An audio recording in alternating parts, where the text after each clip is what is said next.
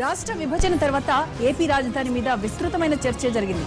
తమ ప్రాంతాన్ని రాజధానిగా ప్రకటించాలంటూ చాలా డిమాండ్లు వచ్చాయి. అయితే గతంలో కోల్పోయాం కాబట్టి ఇప్పుడు కర్నూలుని రాజధాని చేయాలన్నారు రాయలసీమ నేతలు.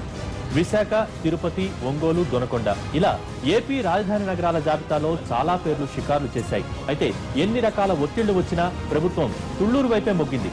దీనికి కారణం ఏంటి? మరి మిగతా ప్రాంతాల్లో లేనిది తుళ్లూరులో ఉన్నది ఏంటి? మానవ పరిణామ క్రమం మొదలైనప్పటి నుంచి నదుల ఒడ్డునే నాగరికత వర్ధిల్లుతోందని చెబుతోంది చరిత్ర.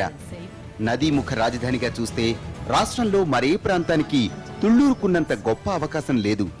కృష్ణానది ఒడ్డున ఉండటం, రాష్ట్రానికి ఏ వైపు నుంచి చూసినా 500 కిలోమీటర్ల పరిధిలో ఉండటం వల్ల రాజధాని అవకాశం తుళ్లూరుకు దక్కింది. తుళ్లూరు కేంద్రమే అయినా రాజధాని విస్తీర్ణంతో పోలిస్తే అది చాలా చిన్న ప్రాంతం. తుళ్లూరు కేంద్రంగా కృష్ణా, గుంటూరు జిల్లాల్లోని 29 గ్రామాలు రాజధానిలో భాగం కానున్నాయి. తాడేపల్లి, తుళ్లూరు, మంగళగిరి మండలాల్లోని 29 గ్రామాల్లో 30,000 ఎకరాలు, 53 కిలోమీటర్ల పరిధిలో ఆంధ్రప్రదేశ్ రాజధాని ఏర్పాటు కానుంది. రాజధాని చుట్టూ 3 రింగ్ రోడ్లు రానున్నాయి. రాజధాని చుట్టూ 75 కిలోమీటర్ల విస్తీర్ణంలో ఇన్నర్ రింగ్ రోడ్, 120 కిలోమీటర్ల రేడియస్ మధ్య రింగ్ రోడ్, 200 కిలోమీటర్ల వ్యాసంతో ఔటర్ రింగ్ రోడ్ నిర్మించేలా మాస్టర్ ప్లాన్ తయారు చేశారు. రాజధానికి చుట్టూ ఉన్న అన్ని ప్రాంతాలకు రహదారి సౌకర్యాలు కల్పించి అభివృద్ధి విస్తరించే దశలో ఈ 3 రింగ్ రోడ్లను నిర్మించాలన్నది సర్కార్ ఫ్యూచర్ ప్లాన్.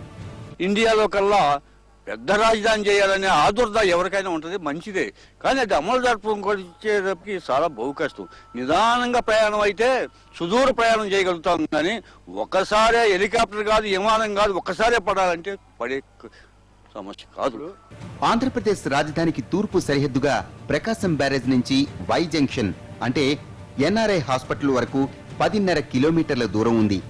దక్షిణం హద్దుగా వై జంక్షన్ నుంచి 10 పరిమితి వరకు 16.5 కిలోమీటర్లు, అక్కడి నుంచి పడమరగా బోరుపాలెం వరకు సుమారు 8 కిలోమీటర్లు, బోరుపాలెం నుంచి తిరిగి ప్రకాశం బ్యారేజ్ కు సుమారు 18 కిలోమీటర్ల మేర ఉత్తర హద్దుగా నిర్ధారించారు. ఈ హద్దుల్లోని మొత్తం గ్రామాల మధ్య దూరం 53 కిలోమీటర్లు. ప్రస్తుతం ఈ ప్రాంతమంతా సిఆర్డీఏ పరిధిలో ఉంది.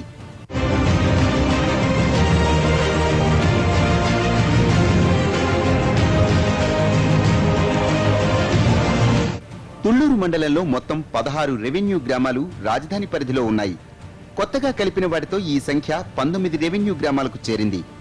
మంగళగిరి మండలం పరిధిలో 4 గ్రామాలు కొత్తగా రాజధాని పరిధిలో చేరాయి. తాడేపల్లి మండలంలో ఉండవల్లి, పెనుమాక, పాత కృష్ణానగర్ పంచాయతీలోని నులకపేట, డోలాస్ నగర్ ప్రాంతాలు కొత్తగా రాజధాని పరిధిలోనికి చేరాయి. గతంలో ఈ మండలంలో ఒక్క గ్రామం కూడా రాజధానిలో లేదు. ఆంధ్రప్రదేశ్ రాష్ట్ర రాజధాని ప్రాంతం తుళ్లూరు ఏ విధంగా చూసినా 13 జిల్లాలకు మధ్యలో ఉంది. రాష్ట్రానికి ఉత్తరం వైపునున్న సరిహద్దు జిల్లా శ్రీకాకుళం నుంచి తుళ్లూరు దాదాపు 500 కిలోమీటర్ల దూరంలో ఉంది. ఇక్కడి నుంచి తుళ్లూరు చేరుకోవటానికి 5 గంటలు పడుతుందని అంచనా. అలాగే రాష్ట్రానికి మరోవైపునున్న చిత్తూరు, అనంతపురం జిల్లాలకు కూడా తుళ్లూరు 500 కిలోమీటర్ల లోపే ఉంది. రాజధాని పరిధిలోని గ్రామాలన్నీ ప్రస్తుతం సిఆర్డీఏ పరిధిలో ఉన్నాయి. ప్రత్యేక బృందాలు ఏర్పాటు చేసిన సిఆర్డీఏ వారితో గ్రామాల్లో నోటిఫికేషన్ ఇచ్చి భూ సమీకరణ జరుపుతోంది. డిప్యూటీ కలెక్టర్ల ఆధ్వర్యంలో 8 బృందాలు ఈ భూ సమీకరణలో చురుగ్గా పాల్గొంటున్నాయి. భూములు ఇచ్చేందుకు స్వచ్ఛందంగా ముందుకొచ్చే రైతులతో అధికారులు చర్చించి అంగీకార పత్రాలు తీసుకుంటున్నారు. అయితే కొన్ని గ్రామాల్లో భూ సమీకరణకు పెద్దగా అడ్డంకులు లేకపోయినప్పటికీ కూడా విజయవాడకు సమీపంగా ఉన్న గ్రామాల్లో రైతులు ల్యాండ్ పూలింగ్ కు ఎట్టి పరిస్థితుల్లో ఒప్పుకోమంటున్నారు. అయితే ప్రభుత్వం ఆశించిన స్థాయిలో కనుక ఇక్కడ ల్యాండ్ పూలింగ్ జరగకపోతే భూసేకరణ చట్టాన్ని అమలు చేయాలనే ఆలోచనలో ఉంది ఆంధ్రప్రదేశ్ సర్కార్. నదీముఖ రాజధాని ఏర్పాటు చేయాలని కనుక ప్రభుత్వం ఇక్కడ భావిస్తే విజయవాడ సమీపంలోని గ్రామాలను కూడా రాజధాని పరిధిలోకి తీసుకురావటం తప్పనిసరి.